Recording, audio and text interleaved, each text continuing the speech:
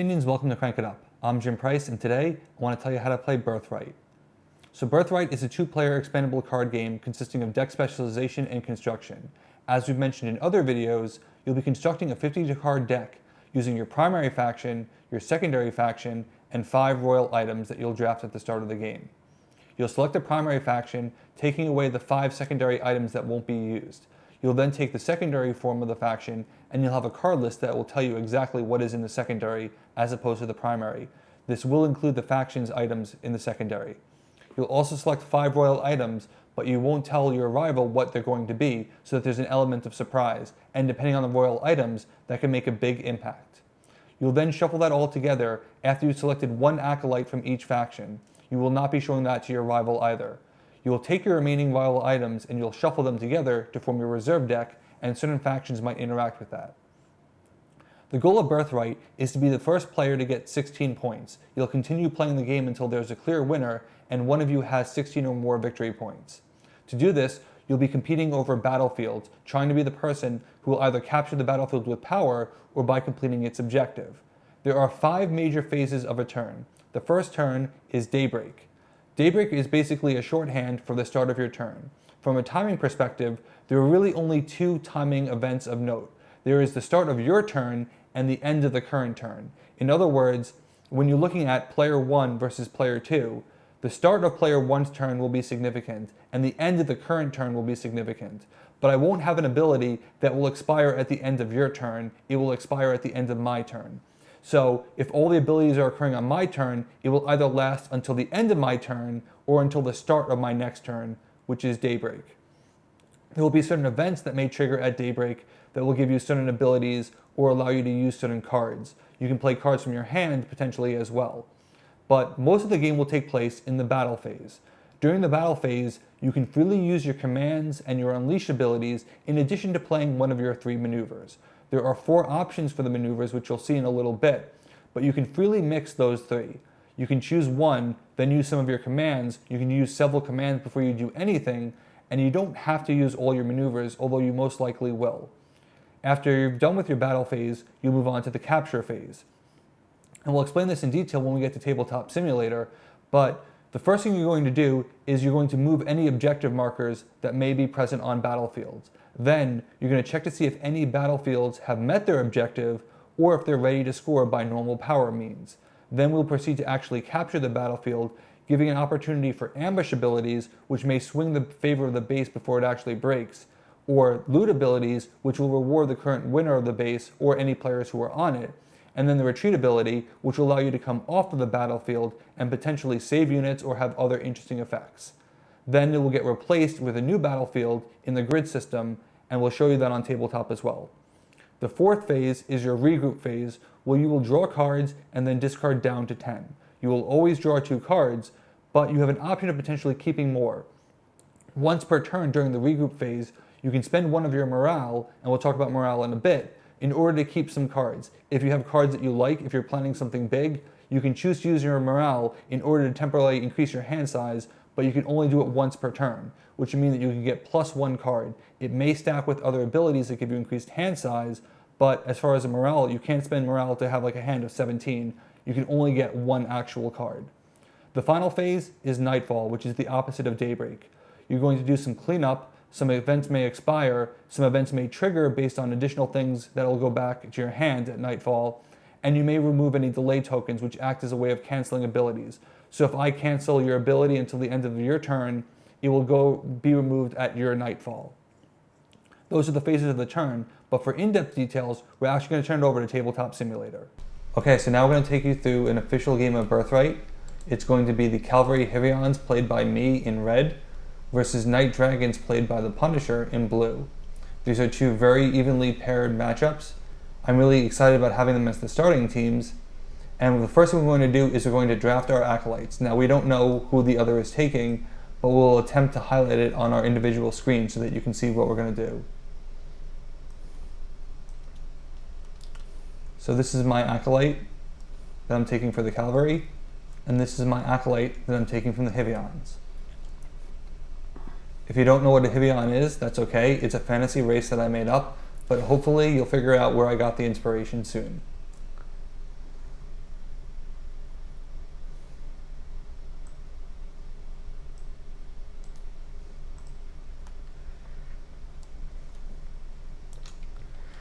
So this is my Knight's Acolyte, and this is my Dragon Acolyte.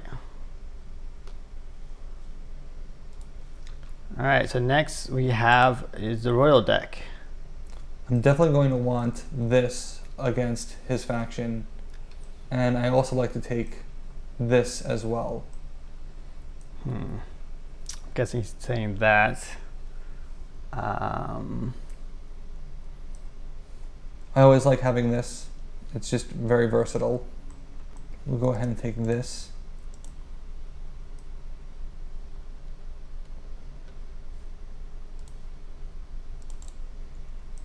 And I really like having this with the Heavions. And this always happens where I start to second guess myself. So I'm actually going to swap out this item in favor of this item. Just a general reminder that we are using development decks, which means that there are going to be mistakes, inconsistencies, names that will change, terms that will change. It's just the development language that we use to get going. So let's go ahead and put that back in the reserve. I'll probably regret switching at the last second, but So that's typically what happens to me. So these are my royal items that I'm picking.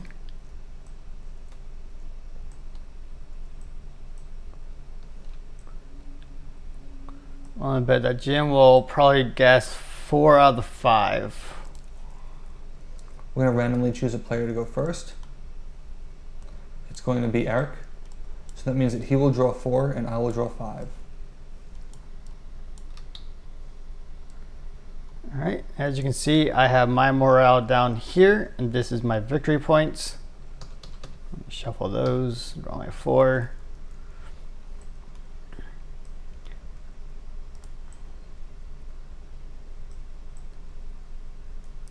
Do you have the first player marker turned on your thing? So we've got some very interesting battlefields to start. The first thing I want to draw your attention to is the fact that they are arranged in a 2x2 grid. In terms of adjacency, that means that Elven Woods is adjacent to everything but Clayton Cemetery. Anything that is vertical or horizontally next to it is considered adjacent. This will matter tremendously to at least my factions. We have a couple of different terrain types. We have a forest. A forest has a special objective that says that if another battlefield falls and this has 12 power, the forest will also break, which means you can get cascading 2-for-1 double scores. Chucky's Cheeses, which is in no relation to the US franchise, is one of our towns. A town wants you to delete 2 rival units here. You'll see that the ability incentivizes you to have a unit there because you can use morale to search for any item and place it into your hand. However, it will deal unavoidable damage to your units, which will make it easier for it to kill, which could possibly trip the objective. We have Land of Judgment. This is named after one of our playtesters. It's not a typo. His name is Judd Brown. And this is an ambush ability, so before the battlefield scores, each player with the unit must play a random unit from their discard pile here. If your faction has attacks, that could be very interesting because you can get a free attack. But it could also potentially swing the base. And one of my favorites, Clayton Cemetery, this lets you use your advanced maneuver to play a unit from your discard pile. But in order to do that, you have to lose morale equal to half its power. So if you have morale, you may want to consider saving it, or you may want to break the base immediately because you don't want to let powerful units come back into play. Over the course of the game, I'll be putting my cards in the red section, while Eric will be putting his cards in the blue section. We'll be using the red tracker to count my power, we'll use the blue tracker to count his power, and we'll use the black tracker to count the actual breakpoint. So in this game, breakpoint damage is permanent. It can be dealt iteratively over several turns, so you're tracking down from the initial starting breakpoint. We have our tokens in the top row. We have a couple of different tokens. Damage, which is what will let you deal damage over the course of the game, and potentially, get rid of units. Strength are permanent strength increases. When you place them, your unit's power will permanently be increased by 1. A shield token will prevent the first damage that is done to a unit. As long as they have shields tokens, they will not take damage unless the damage is unavoidable.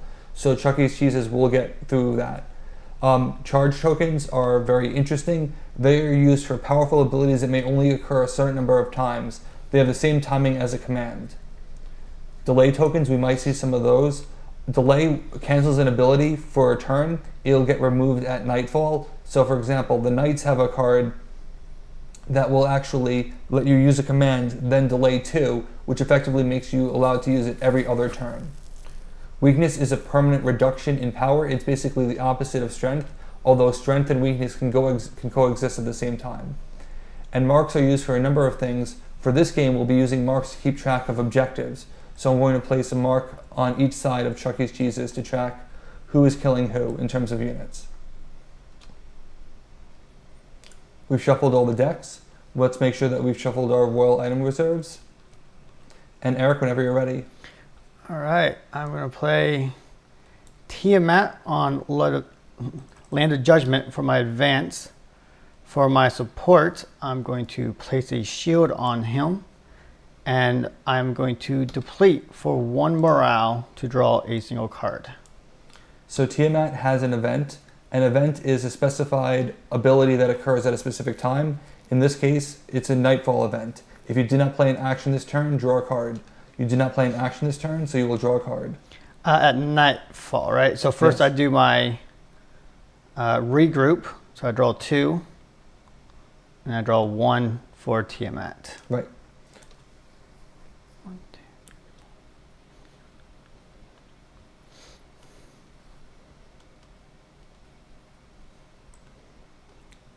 I'm going to play Sletmir. I'll place a shield on him with Bolster. I'll place a shield on him with support. I will lose 2 morale, and I will use the base's ability to search for the Ancestral Core. Now I'll put your 1 unavoidable damage Right. onto Subnar. I'm sorry, what card did you get? The Ancestral Core. Ancestral card. This will let me play a Hivion from my discard pile on a battlefield where I have a Hivion. Gotcha. Because the Hivions care about all the members of their fraternity, they need to be able to bring them back. So I will draw 2, and it's back to you. Okay.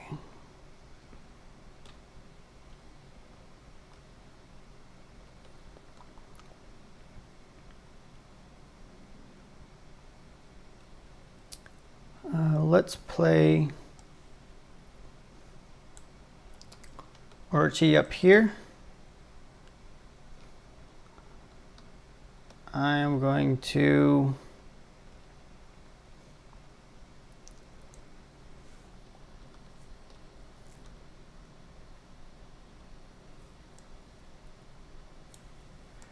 use his command to put 2 cards bottom of my deck and draw equal number.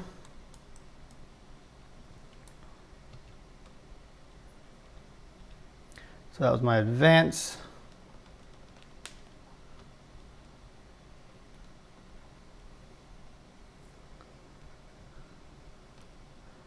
And we will place a shield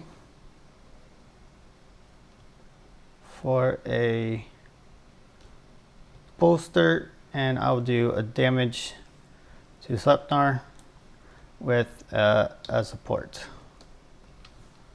And I will draw 2, and then so I got 1, 2, 3, 4, 5, 6, 7, 8, 9, 10.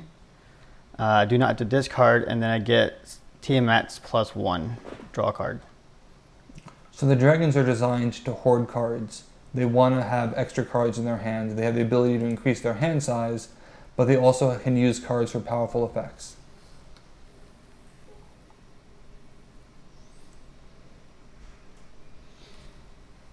I'm going to play a Cavalier on Land of Judgment.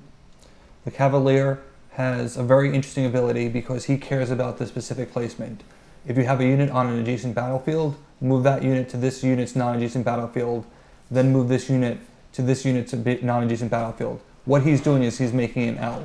So if I had played him here, I can move Sletmir to Elven Woods and Cavalier would follow, but I'm choosing to place him at Land of Judgment, probably because I have something up my sleeve.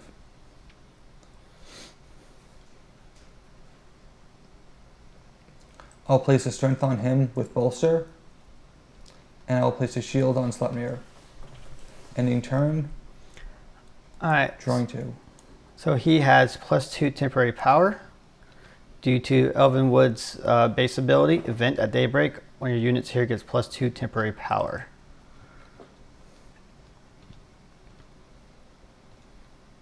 Okay, so I'm going to play an advance of Sir Cyan up there.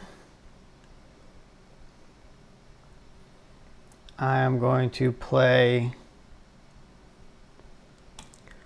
Incendiary Rage, placing 1, 2, 3, 4, destroying Sepnar, right? Okay, 1, 2, and then 2 damage. Yep. When you defeat a rival unit, the defeated player will suffer a loss of morale. So there are permanent consequences to destruction. All right, so that was my bolster. And for my support, I will put a shield onto Sir Cyan. And then I will draw 2 for turn. I played an action, so I don't get to draw for Tiamat. And we've moved the counter 1. He's defeated one of my units here. So if he defeats another of my unit, the base will break regardless of, the battlefield will fall regardless of how much power is on there. Incendiary Rage is very powerful, but I'm glad that it's out of the way for now. So Orochi goes down. We're going to move the temporary power over here. I'm going to play Lamry over here.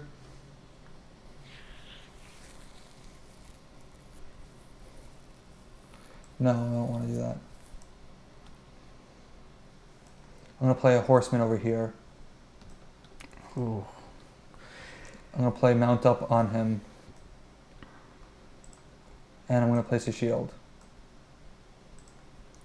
Ending turn, drawing 2.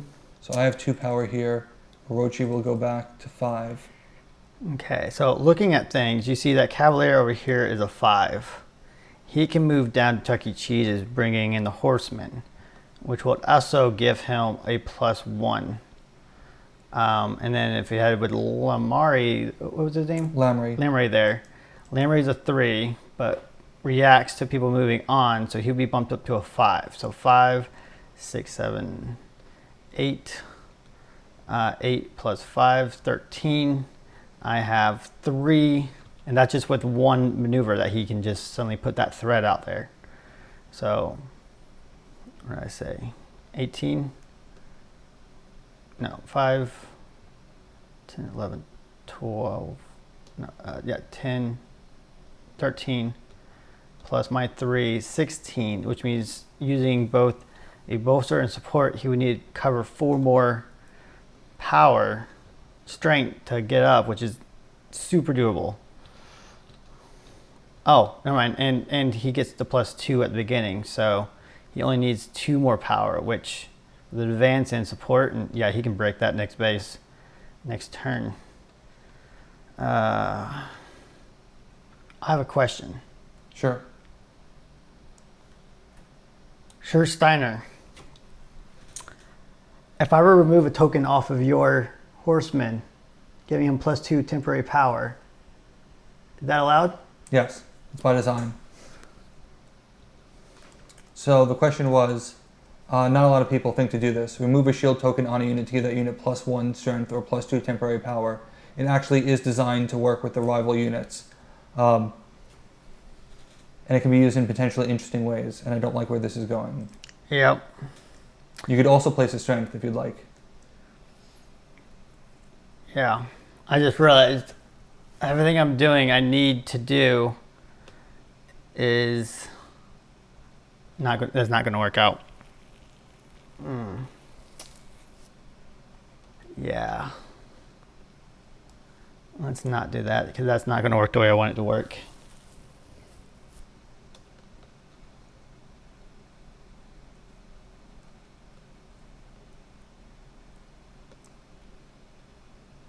That would be all my destruction ability off the bat, and no way to actually kill him. All right, well, let's just play it safe.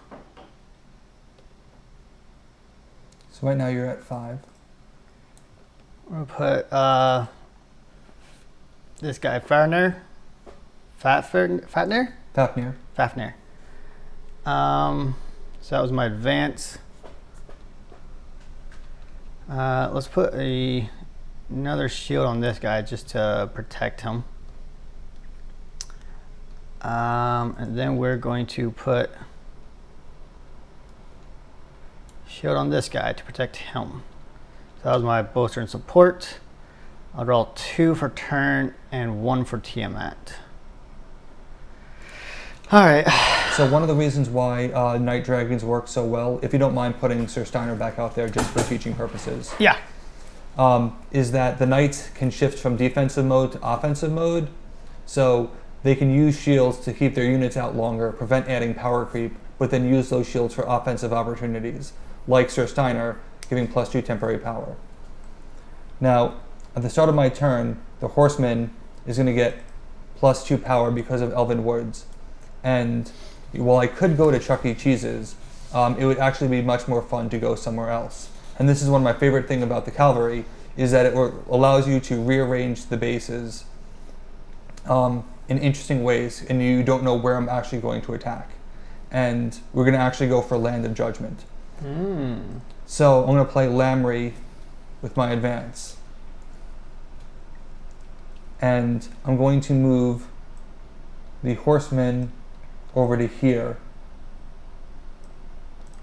So the Horseman is going to get +1 temporary power because he's moved so far. So right now he is going to be a 5. I'm going to play Ride or Die to move the Cavalier over to here. He'll get +2 temporary power, so he will be a 7. Which are you moving over there? No, I used Ride or Die to move. Oh, Ride or Die to Cavalier. move. Gotcha. Okay, and then you're going to So flank now back. the Cavalier he's in the proper position to move Horseman first. So Horseman will move up to Lamry. So Lamry is a base of 3. Horseman will get another power, and Lamry will get another power. I got the Horseman. Yep. So for temporary power, that's going to be +2. That is +6 to go to 10. There's 13 of 22. Then the Cavalier will follow.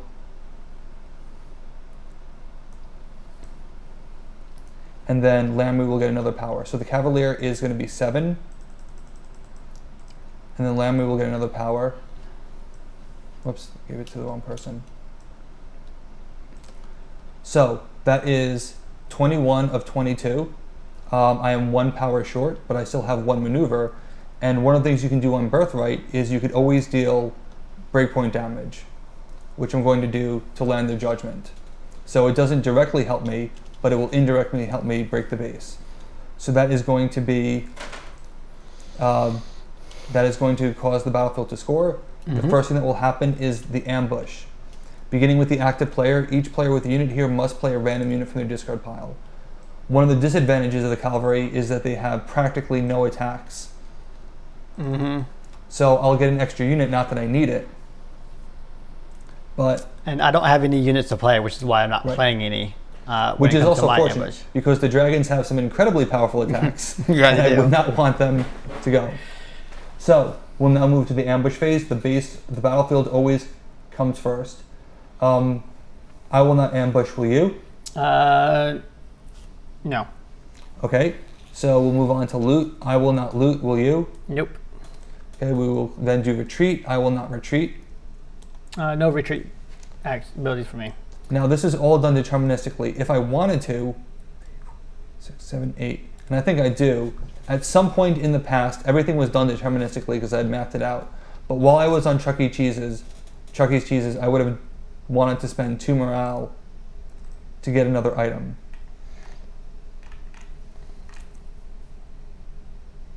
Which will be War Trumpet.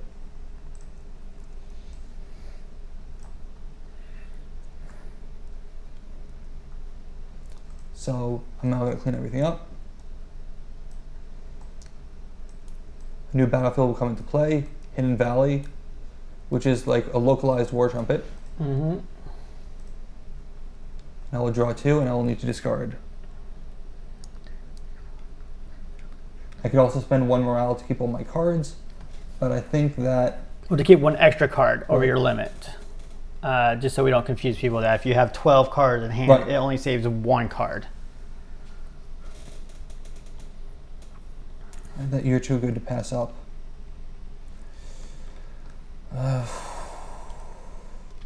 You have too much damage potential. He probably won't go. Okay, so my turn.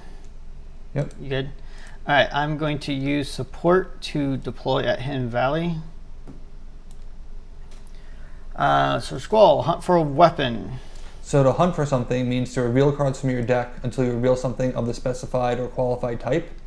So This a is weapon an is an item, so we'll pass over the Dragon Claw. He's going to keep going. The Knights will have several weapons and short sword.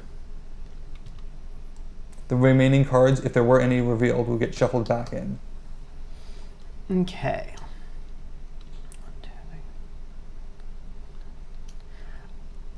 I am going to... Right now, the +2 temporary power is on Orochi, so he is a 5. Mm-hmm. All right, let's put...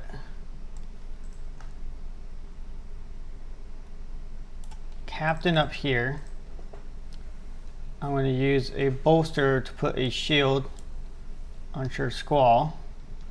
And I'm going to use Captain's ability to place a shield on one of my units, himself. If each of your units have at least 1 shield, draw a card.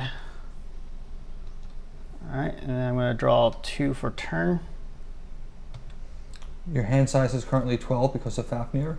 Yep, 1, 2, 3, 4, 5, 6, 7, 8, 9, 10, 11, 12, so I'm good to go. One of the things you have to watch out for the dragons is the Dragon's Egg, which makes you discard your entire hand, but gives you power for each card discarded. I'm going to deploy someone onto Hidden Valley. It's my leader, Godiva. Ooh, interesting.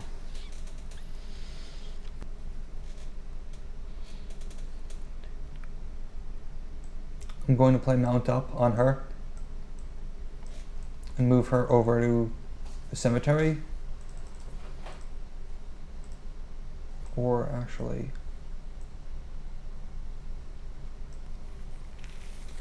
yeah, the cemetery. Then I'll play Zeta.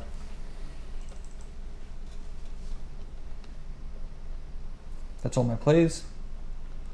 Ending turn, drawing 2. Now it's worth noting, Elven Woods has 17 normal breakpoint, but 12 breakpoint if another battlefield falls. So if you're not careful, there could easily be a double score. The +2 power will go back to Orochi. He's a 5, so you have 8 power there. Mm-hmm. Oh, we didn't put our victory points up on our markers. Yeah, we should do that because we want this game to end at some point. Yeah. All right.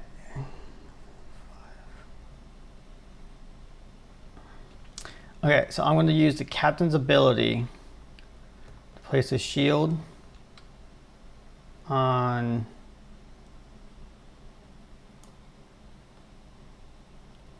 Sir Cyan and draw a card. So that's my nothing so far.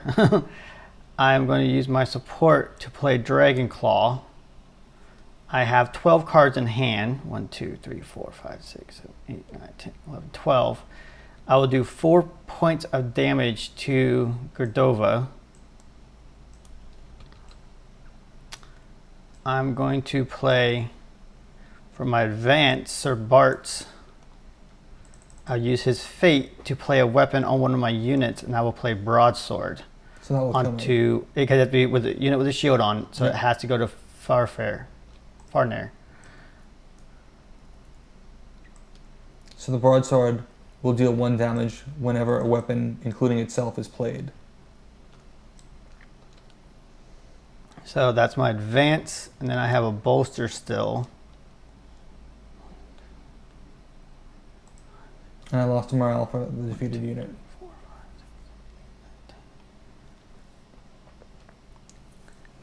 I will play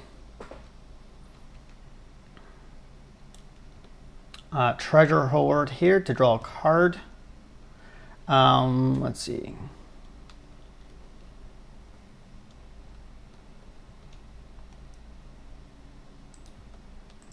Let's see, I use that command.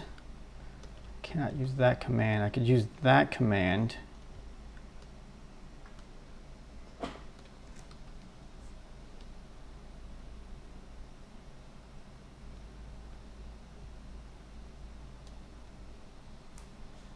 I am going to use Orchid's ability to draw, put 2 cards on the bottom of my deck and draw 2.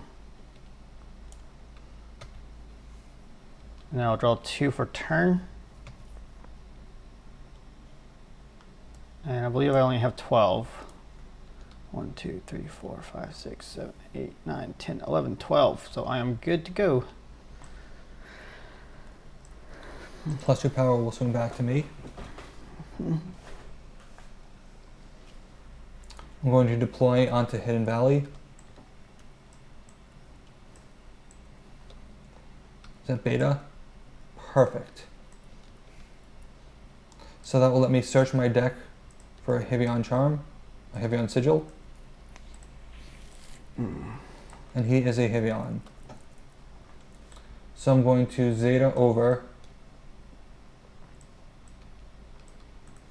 So now I've got 3, 6, 8, that's 15.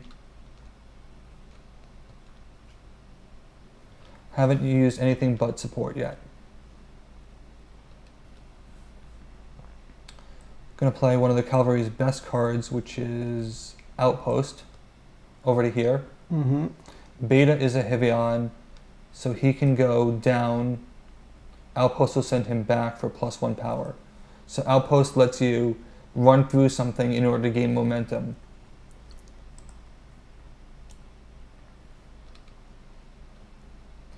And then for advance,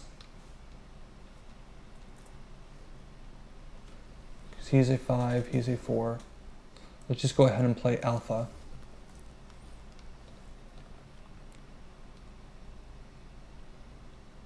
And that will bring 3, and then +1 for each Heavyon, because all Heavyons have +1 power. So that is 22.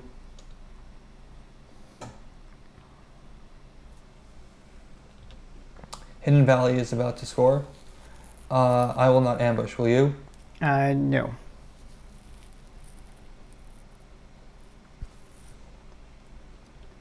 Okay, so then that will be 3 points for me.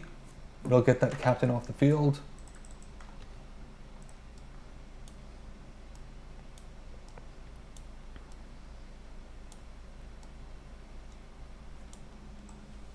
I'm going to actually play a retreat. I'm going to play Transcendence. Shuffle a number of Heavyons back into your deck. Nice. I'm going to shuffle in Zeta and Alpha, and I'll let Beta go to the discard pile. Okay. So Beta, a Heavyon went to the discard pile, so I will draw a card. Whoops, I should have shuffled that because I totally didn't shuffle. Nope. Because it was Alpha. So I'll draw 1 card. Now I draw you? Seriously? So Hidden Valley goes away. This is what I would have drawn. Buried Lagoon comes out. So then I will draw 2 more. 7, 8, 9, 10, 11. I really like all my cards, but I gotta make some tough calls here because I'm running low on morale, and I like morale, so I'm going to discard Trample. Unfortunately, it's the anti-knight card, but hate to lose it. Elven Woods only had 3 power, so it doesn't break because of its objective.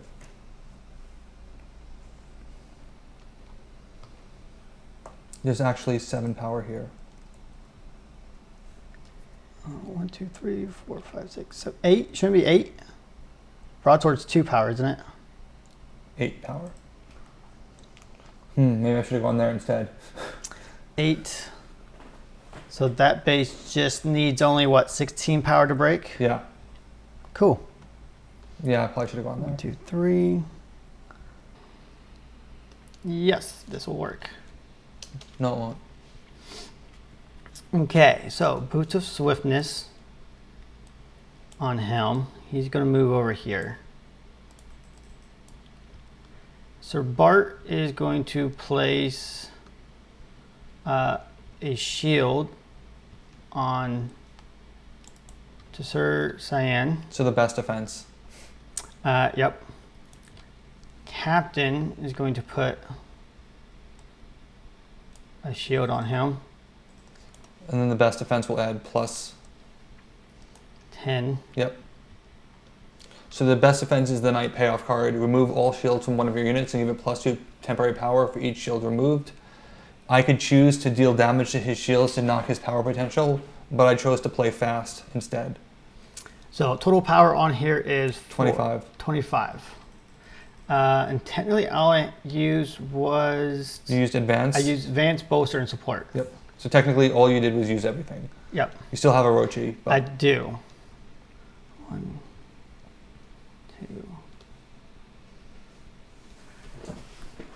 2.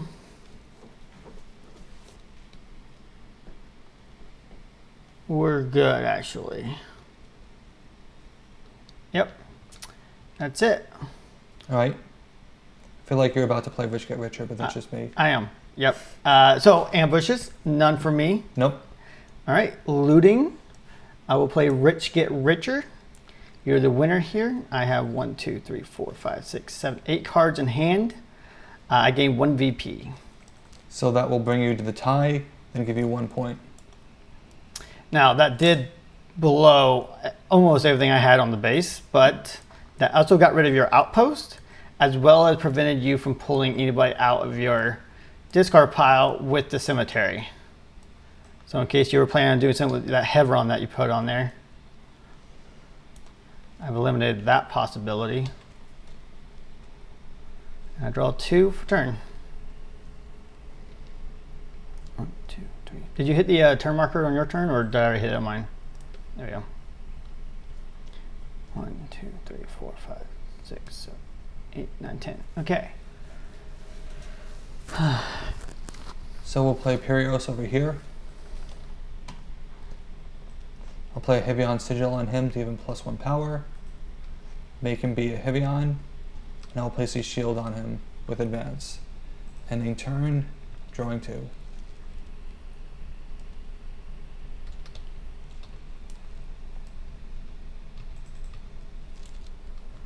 So that's at 9 out of 17, Yeah. which means I just need 8 to break that. Right. It would eliminate my... Yeah.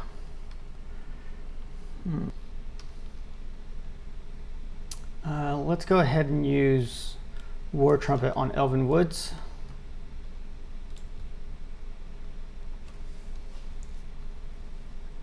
Ooh. How many unique items do you have? I have only 1 actually. So that will deal 1 damage to Perios.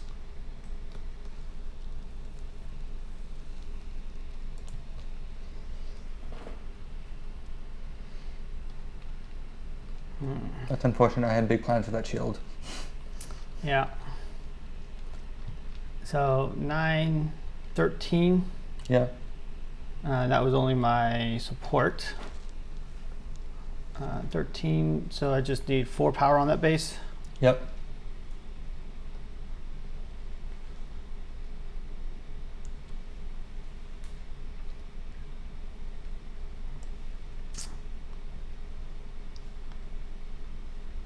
Let's use Sir Signer and remove a shield off of him to give him +2 temporary power. That's 18. That's my advance. And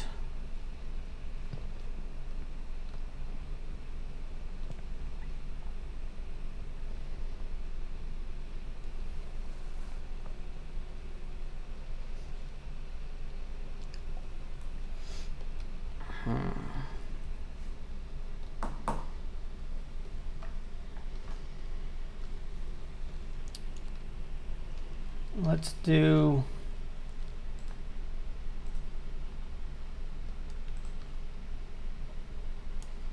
Let's do another strength out there.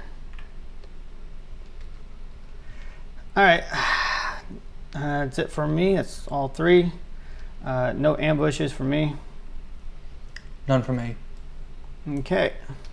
So 2 points, 3 points for you.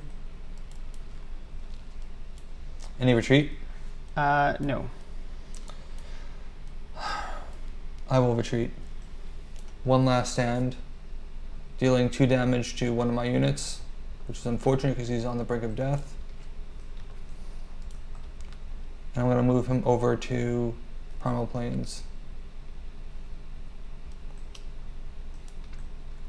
Okay. Draw 2 for turn. Let's immediately cloak him. Well, give him the potential to cloak.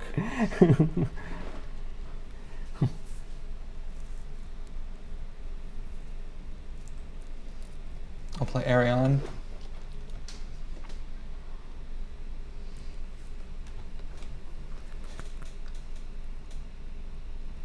And I will draw a card. Now I will cloak him. Okay, so all his guys benefit from moving. So I feel like he's going to make a play for either Dread Lagoon or Chuck E. Cheese. For those who aren't familiar with what cloaking does, cloaking means that you're not technically in play. You can't interact with cards unless it specifically says otherwise. It doesn't count towards presence, and it can't be targeted.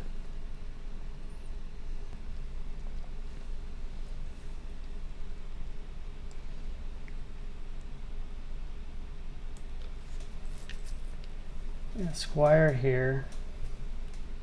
My advance, throw a broadsword on him. They'll deal 1 damage to Arion. Yep.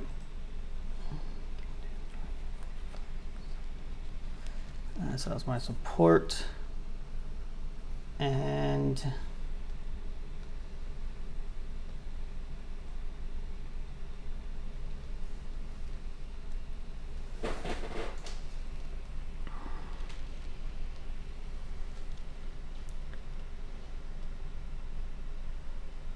one, two, three, 4, 5, 6, 7, 8.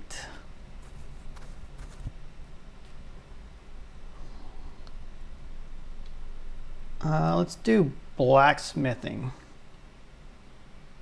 To get broadsword. There's only two broadswords total, right? So yeah. This comes down to my discard pile.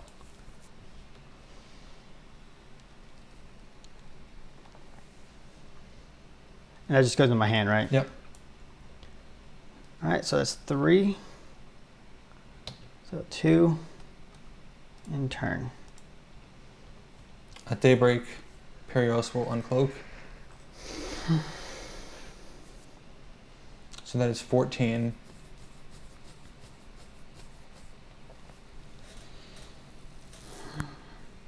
I probably put him too close in breaking range for him. Yeah, but you're still going to get... 13. You're still going to get... That's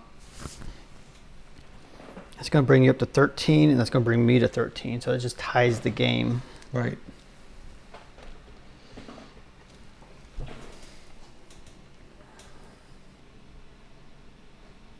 One thing I enjoy about this game is the undue heart conditions I give Jim. I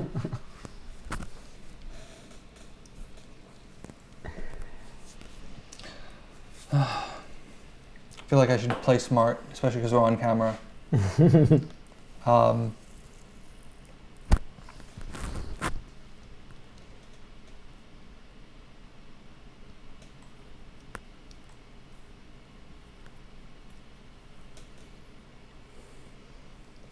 Three plus 2 is 7. And that's, yeah, I'm 1 short on a bunch of interesting things. Mm-hmm.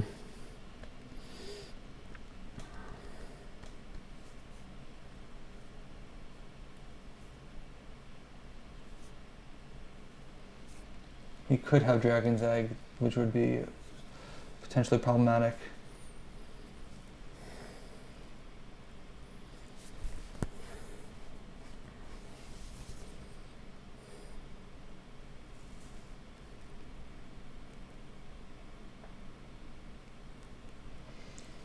Yeah, I gotta play smart. So I will do Alpha, which will give +1 power to Alpha. He's a 4. Perios will be a 5 because of Hivion Charm and Arion. So that is 12. I will use the Ancestral Core to play Beta. So Beta will be a 4. That will be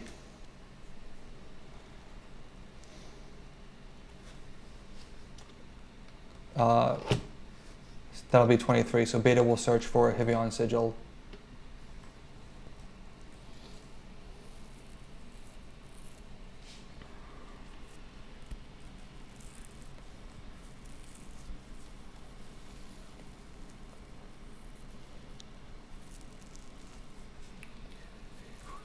Seven, 8, 9. And then I still have Advance or Deplete.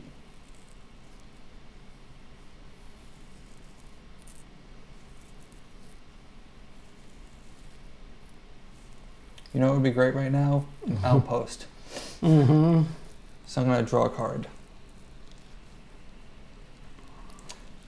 Seriously? That would have been great right now. So, Primal Plains is about to break. I won't ambush, will you? Let's see. Even if you kill Alpha with Surrounded, that would be -6. Yeah. Elven Tonic still would not bring you into range. Yeah. All right. No ambushes. All right, so I will win that one. 16 to 17. No retreat. I have 3 Hivions going to the discard pile, which means that I will draw 3 cards. Hopefully getting to some of my best cards.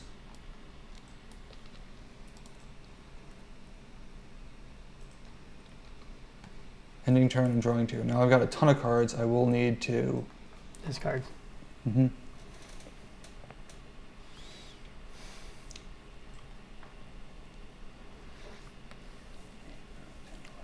13, 14. Spend 1 more, I'll keep 1 card. I will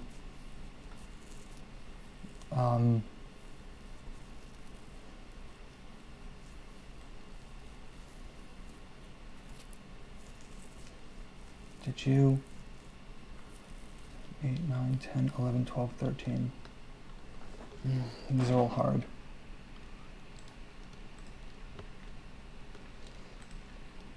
I can safely ditch you.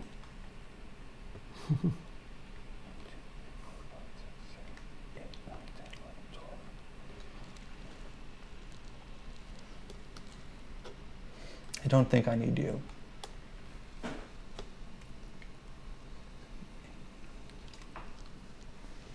Good? Yep.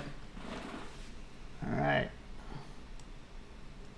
Play maximum here. That's not good. Broadsword.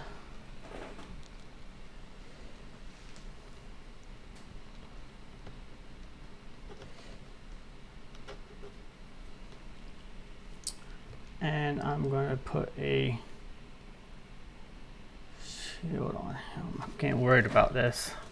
I'm getting worried too. And then draw 2 for turn.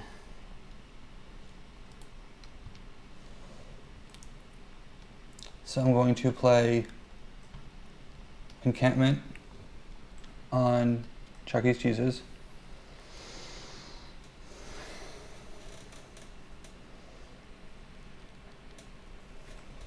I'll play War Trumpet on Loot Mountain. This is a good time to talk about Limbo. All items that are used and don't go into play go into Limbo, which is a cooldown factor and also an interaction area so that you can't keep spamming things over and over again. So it is not in my discard pile for Loot Mountain. So I'm going to deploy onto Loot Mountain,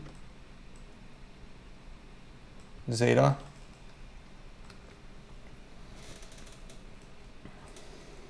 I will shuffle in the Ancestral Core and deal 3 damage to Loot Mountain.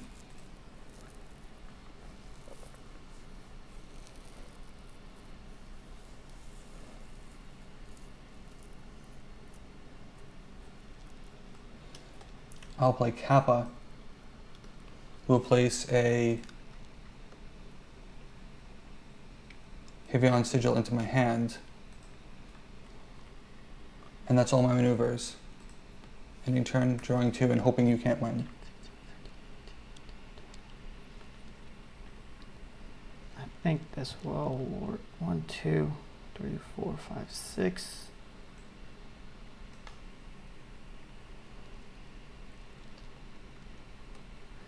So I'm going to do Chuck E. Cheese's lose 2 morale to grab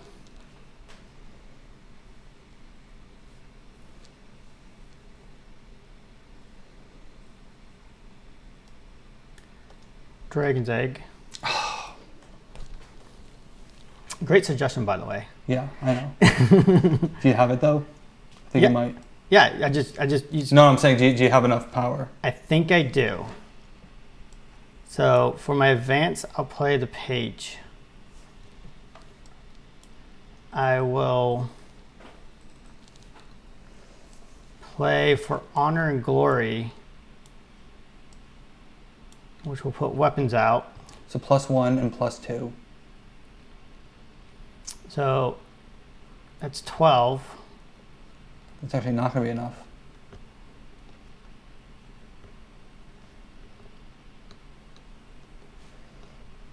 But what maximum? Oh, because those are strength tokens. Yeah. Huh, those are strength tokens.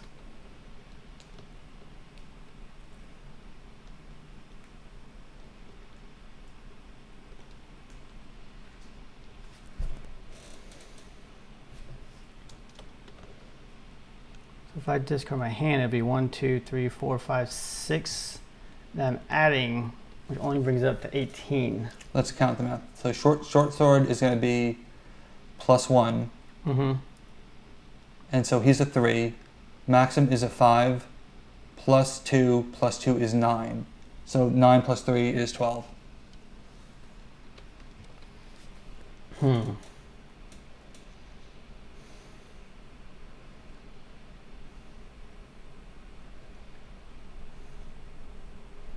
So because we played deterministically, I haven't actually learned anything. Right, yeah, so you can change whatever you need to do. Also, I should give myself points so that it actually looks like I'm in the game. So still over here.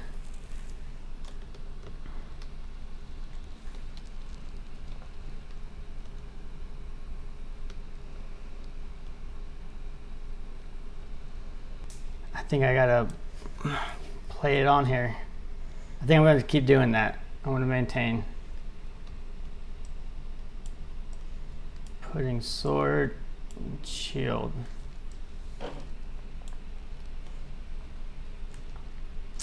So that was advance and bolster. I still have my support. Mm-hmm.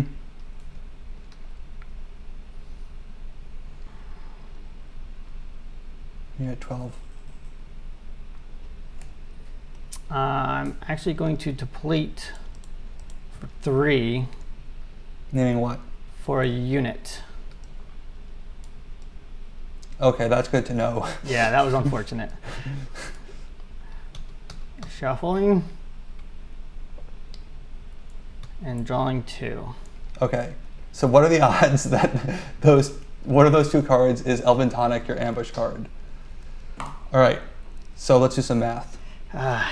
This is unfortunate. Yeah.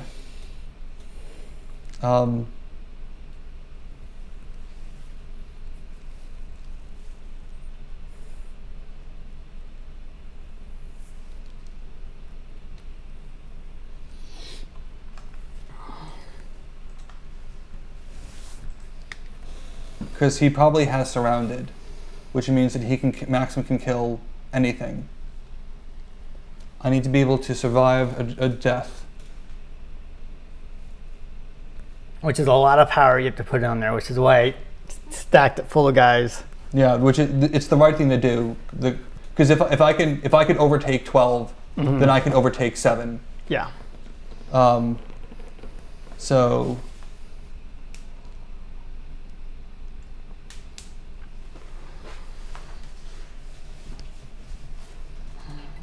This guy up here. this is where punting a card that I probably should not have punted would have been a good idea.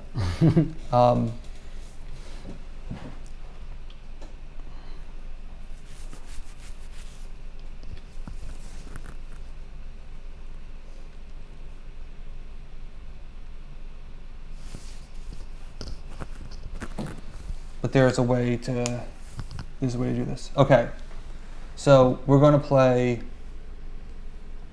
Delta. We're going to Zeta Delta over to here. And he's going to gain 1 shield and 1 strength. I'm going to use my precious remaining morale to search for an item, which will be the Ancestral Core. So he takes a unavoidable damage. Yeah, but I played a Hivion, so that will put a Hivion sigil. I can play a Hivion sigil with Kappa. So I'm going to play it on Beta. On Zeta. So I will lose 2 morale to get that. I will play the Ancestral Core on Majoris Mountain to play Alpha. And then we're going to Zeta everybody over. Yep. And they're all Hebron, so I can't hurt them. You can hurt Delta. I can hurt Delta, right. But that's it. But, so everyone's going to get +1 strength. Everyone's going to get +1 power from Alpha. So everyone is a 5 except for... Everyone is a 5 except for Zeta, who is a 6. Wow. That's 21 power, right? Yeah.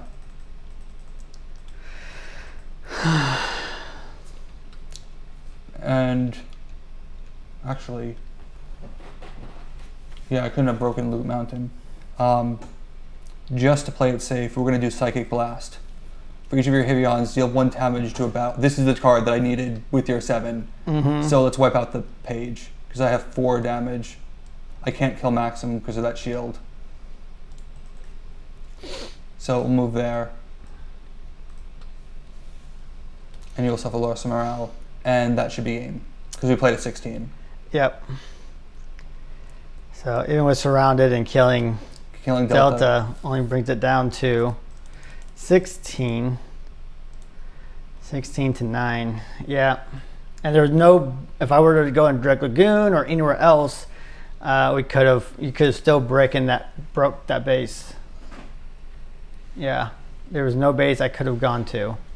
No. With the exception of, because you did put encampment here, which did give you extra 4 power. But still, I don't think that was a bit enough. Like even on Dreg Lagoon, you would still have more power. Well done. Yeah, so from a metric standpoint, this is what we consider to be a perfect game, where you're going to win next turn. Yeah, if you did not break this base, I would have broke it. So our metrics are, would the other player have won next turn, which you absolutely would have. Are you within our target range of 23 to 24 plus or minus 2, which it is. We've been explaining the game. We could have played this in under an hour. So the time's perfect. This is great. Usually at this point we'll talk about what was in the other hands, and yeah, this isn't even close, because you could have dueled the short sword onto the Maxim, dragon egged, paged. If if I had to, I would have rammed into him with lunging spear and killed him. But I had the ability to get the ancestral core back with Loot Mountain was big. Yeah. And of course, morale is incredibly important. You know, I stopped spending it because you want to be able to have it at the end of the game because there's a lot you can do with it. And I needed it for Chuck E. Cheese's to get ancestral core. Yeah, there's a few times I went for the kill because I was like, I'm not ready to break a base yet. And I needed you to be off the field because with cavalry, it doesn't matter where your guys are on the field. You can put them wherever you want to during your turn. Right. At some point. Losing Sleipnir hurt a lot. Losing Godiva hurt a ton. I felt the pain on that one. I was like, I'm sorry, but the horse got to go to the glue factory. Well, with Godiva, she is so good. If you can get her other engine cards, you will just be, you know, running around doing crazy things. To lose Godiva and lose the morale, and then have to possibly spend 3 more to bring her back, I said, no, I've got Skull of Remembrance in my back pocket. I'll get her back eventually if I need to. That really hurt. Yeah. Yeah, I knew I was on timer. I knew you could have broke Chuck E. Cheese's because you had the 21 power. You were Dragon's Egg is incredible.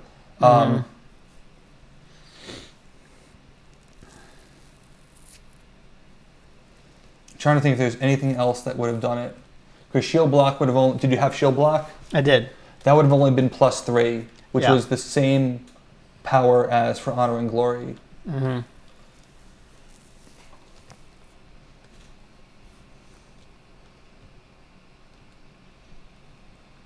No, you would have had to have killed Zeta, and you were out of your destruction cards. Yeah. Well, I had duel, so if I had my guys with all their weapons out on a base where your guy was, I could have moved. No, that's only 1 weapon, right? Yeah. Right, because that only would have done 1 damage. Well, if you had a guy, and then playing a short sword on it again, and then advanced damage, and then that would have just killed. But then that would have been my entire turn with the net positive of what, 3, 4 points, 5 maybe. Well, I also actually duel, because duel gives you the temporary power bonus as well. Yeah, because I probably would have moved like the short sword that was on this guy up to the broadsword, right, and then played another short sword, and that would have been a lot of power right there. Yeah. I don't know. I think I was thinking with Dragon Egg, I was planning with maximum to. I thought I was like, oh man, if I forgot that Dragon Egg is temporary power and not a token. Well, it'd be too good. It'd be too good if it were, you know, dump your hand with all the card regeneration that they have. It has to be terminal. Yep. So what royal items did you take? So I took War Trumpet, Scroll of Remembrance, Transmutation Scroll. So of course my Elven Tonic, Antidote, Transmutation Scroll, War Trumpet, and Boots of Swiftness.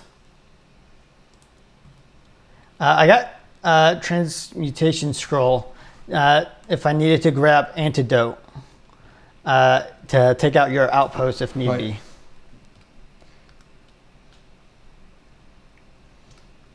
But I never really, when you have only just 1 out, it doesn't really feel like the most optimum time to use it.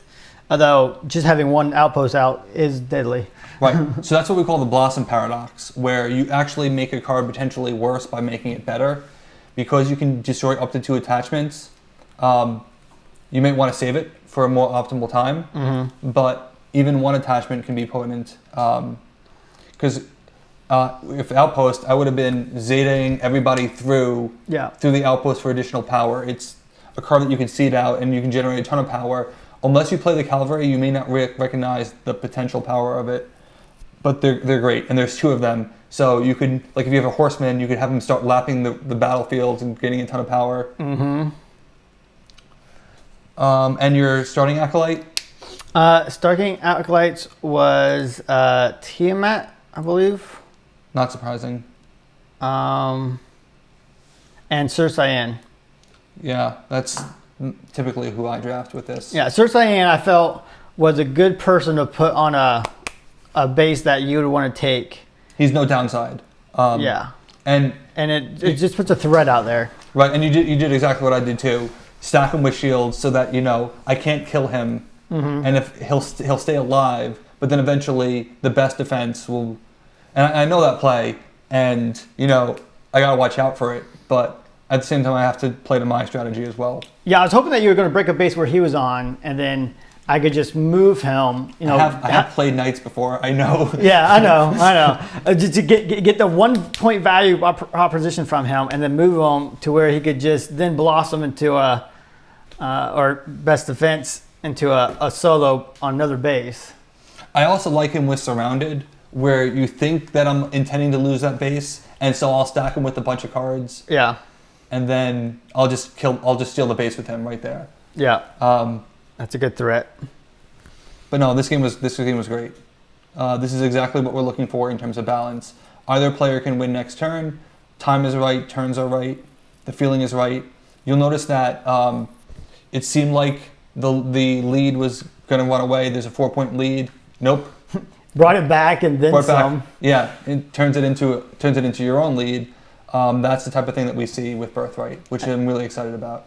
Yeah, and then I had a little bit the lead advantage for a second there. Right. Until you brought it back. Yeah, it's anybody's game. Like, you never count yourself out. And I didn't even get to use a big part of the... He has a little bit too much damage potential for me to try and play around with patrols. Yeah. One of the things that's really cool is that all these factions have 1 or 2 different ways that you can play them, because there's a lot of depth with 30 cards. So the cavalry, you can do like the surprise, the ambush heavy strategy, or even the damage heavy strategy. I didn't focus on damage because of all his shields. It's like, okay, I know that he's gonna outpace me there, so don't bother. So good game. Yeah, thank you. I definitely felt like I pulled the weight of the dragons at first for the card draw, and then I optimized for the fighters' capabilities. So they both have like their shining moments, right, in the game, which is fundamental to a good balanced game. And it's typically customary that we're at a good deck size. We've used about 80% of the deck.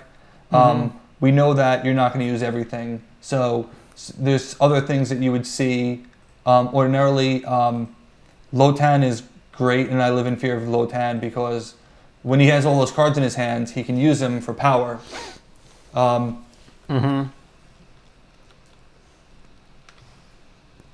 it makes it very efficient because you still have all those cards in your hand. So that's a sample game of Birthright. We hope that you enjoyed it. We hope that we explained it well. Obviously, this is a game system. You can't just watch one video and expect to know everything.